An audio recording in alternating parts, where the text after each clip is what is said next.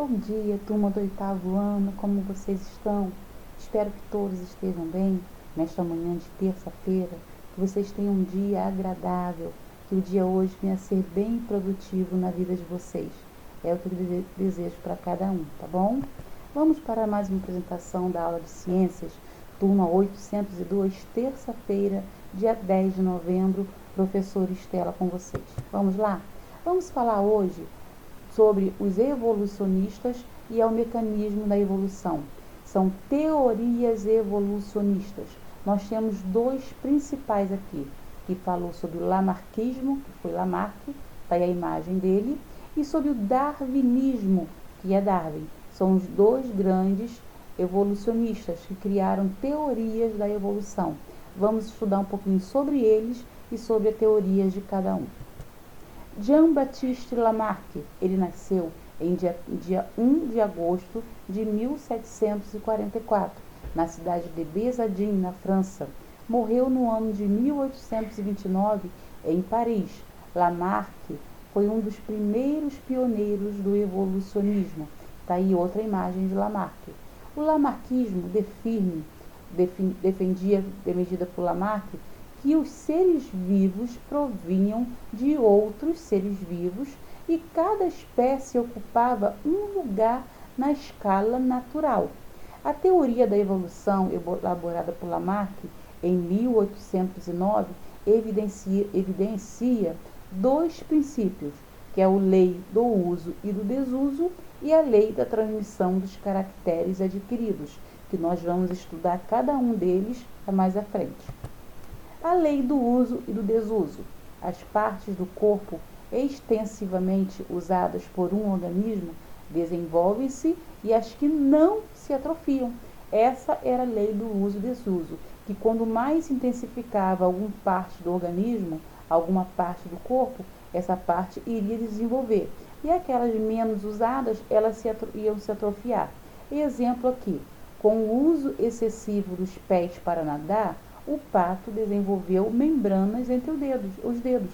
É a teoria de Lamarck, que como os patos eles ficavam muito na água e usavam as patas, os pés, para poder nadar, ele começou a desenvolver, por excesso de uso, as nadadeiras, as membranas entre os dedos, tá? Por isso, ele fala que é a lei do uso e desuso. É uma teoria desse cientista. A lei da transmissão dos caracteres adquiridos.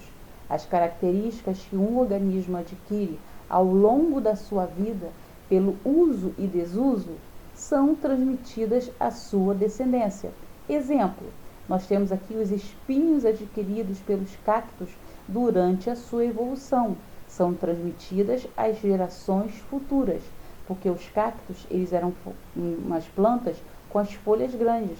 Pela falta de água no ambiente, as folhas se atrofiaram em forma de espinho.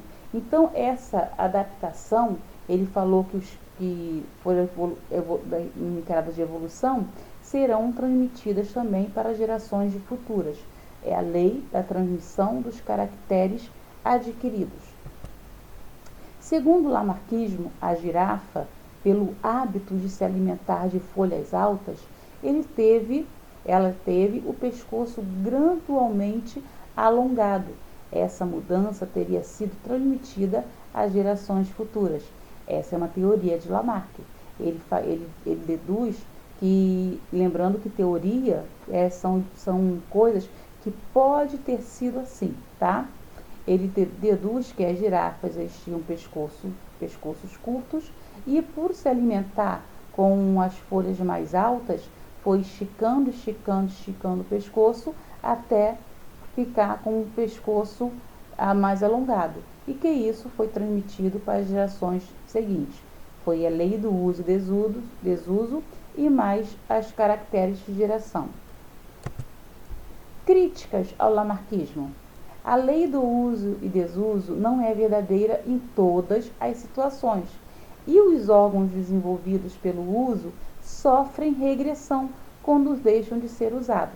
É como seu músculo. Se você malhar, você desenvolve seu músculo. Só que se você parar de malhar, ele vai regredir.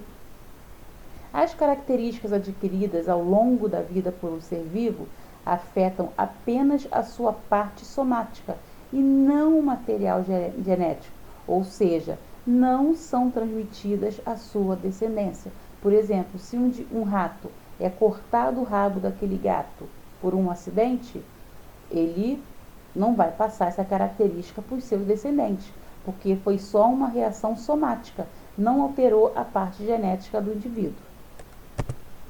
Agora vamos falar sobre Charles Robert Darwin. Ele nasceu em 12 de fevereiro de 1809 em Schaumburg, Inglaterra.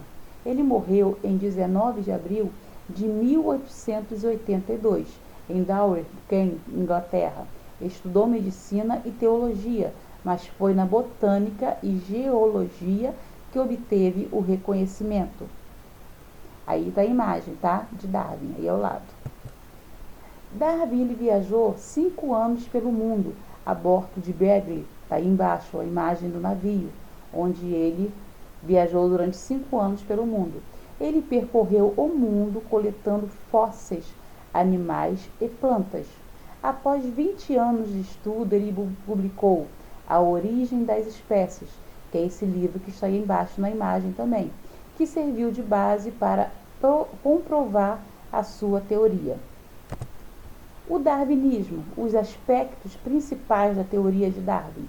As diversas formas de vida surgiram de ancestrais comuns por modificações na descendência. O mecanismo de modificação é a seleção natural. Os indivíduos de uma mesma espécie apresentam variações, e organismos com variações favoráveis às condições do ambiente onde vivem têm maiores chances de sobreviver e deixar descendentes. Assim, ao longo das gerações, a atuação da seleção natural sobre os indivíduos melhora ou mantém grau de adaptação desde ao meio. Então, a maior teoria de darwinismo, Darwin, é que era o processo de seleção natural. Era uma seleção de que os mais fortes iriam resistir e sobreviver na natureza. Vamos falar mais sobre isso mais à frente. Segundo o darwinismo, existiam girafas de pescoço longo e de pescoço curto, e as de pescoço longo, por terem mais chances de alcançar o alimento alto, sobreviviam deixando semelhantes.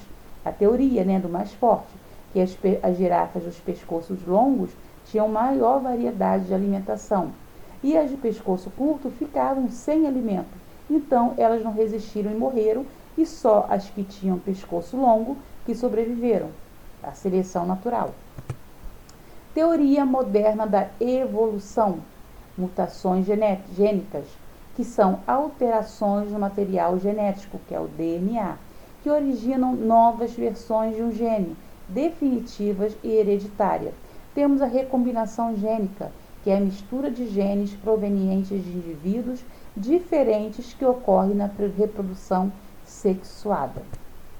Evidências fósseis, vamos entender, porque nós falamos, que os cientistas, o Darwin, ele passeou pelo mundo durante 5 anos, recolhendo alguns fósseis por onde ele passou. Os fósseis nada mais são do que documentos que atestam que a vida, como conhecemos hoje, não é igual à vida nos tempos passados. Eles podem ser definidos como restos ou vestígios de seres vivos que ficaram preservados em rochas, gelo, âmbar ou outros materiais. E aí nós temos um exemplo, de um arqueólogo, um arqueologista, que ele está com muita cautela, com muito cuidado, escavando o solo e tirando um fóssil do solo, tá? É fóssil, é pré-histórico, então é sensível. Por isso tem que ter todo esse cuidado na escavação. A adaptação, para a evolução acontecer, os animais precisaram fazer algumas coisas, para evoluírem, para se manterem no sistema. Então, uma dessas coisas foi a adaptação. A adaptação através da camuflagem. Trata-se de semelhança de cor ou de forma entre o ser vivo e o seu ambiente. O camaleão, por exemplo, ele altera a pigmentação de sua pele de acordo com a coloração do ambiente. A semelhança do bicho-pau, como está aqui na imagem embaixo, a imagem à esquerda, com um graveto dificulta a atuação dos predadores, assim como que se verifica em insetos em formas semelhantes às de folhas. E nós temos aqui ao lado uma outra imagem que eu coloquei também, de uma camuflagem, que é do urso polar, que ele tem a pelugem, o pelo branco para disfarçar, para se camuflar com a neve, para ele poder trabalhar como um predador no ambiente. Mimetismo é outra forma de adaptação. Certas borboletas assemelham-se a outras de sabor desagradável, sendo ambas evitadas por pássaros predadores, como nítido benefício para as imitadoras. É o caso das borboletas vice-rei, que apresentam um padrão de coloração semelhante ao da borboleta monarca, que é altamente tóxica. Então, aí embaixo, o predador, o pássaro, no caso que olhar, não vai saber qual é a tóxica, qual não é, porque a borboleta que não é tóxica, ela se assemelhou às características da outra borboleta que é amarga, que tem um sabor desagradável. Então, o pássaro não vai capturar nenhuma nem outra. E temos aqui do lado também a cobra coral, que também existe uma cobra que, essa aí é falsa, que imitou as cores da cobra coral, porque a cobra coral é altamente venenosa. Vamos lá, queridos, atividades, rever e aplicar páginas 220 e 222. Façam, que em breve voltaremos com as correções. E eu aguardo vocês no Classroom, nos nossos horários de aula. Tchau, tchau. Fique com Deus. Um beijo.